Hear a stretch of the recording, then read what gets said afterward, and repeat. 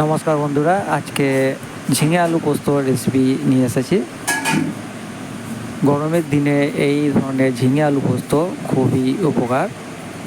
চলুন কীভাবে বানিয়েছি দেখে নিন। সর্বপ্রথমে কড়াইয়ে সর্ষের তেল দিয়েছি, আর একটি গোটা শুকনো লঙ্কা, একটি তেজপাতা আর 1 চা চামচ পাঁচফোড়ন। পাঁচফোড়নের মিষ্টি গন্ধ আসলে আলু স্লাইস করে কেটে রেখেছিলাম সেগুলো এখানে অ্যাড করে দিলাম। আলু একটু ভাজা করে নিতে হবে যাতে কাঁচা গন্ধ না থাকে আলুর। আর পরিমাণ মতো দিলাম লবণ। লবণ দেওয়ার পরে কিছুক্ষণ ভেজে নিতে হবে।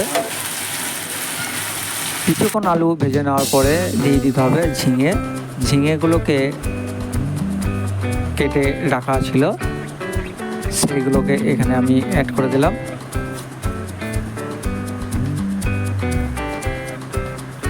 ঝিঙে দেওয়ার পরে সামান্য পরিমাণে আরও লবণ অ্যাড করলাম। আর এখানে গুঁড়ো মশলা হিসেবে কিছুই ব্যবহার করা হবে না।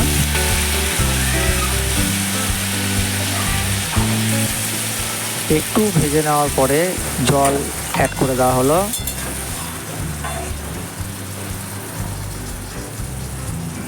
জল অ্যাড করে দেওয়ার পরে একটি ঢাকনা দিয়ে এটাকে কিছুক্ষণ সিদ্ধ করে নিতে হবে। একটি ঢাকনা দিয়ে কিছুক্ষণ সিদ্ধ করে নিতে হবে।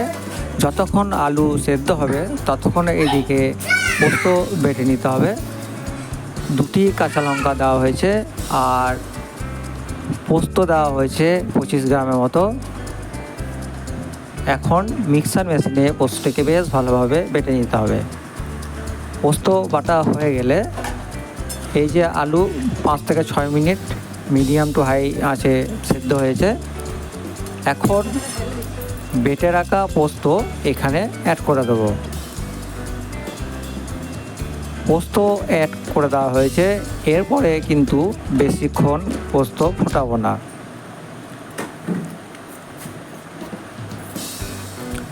দু মিনিটের মতো রেখে দেওয়ার পরে গ্যাসের ওভেন বন্ধ করে দেবো।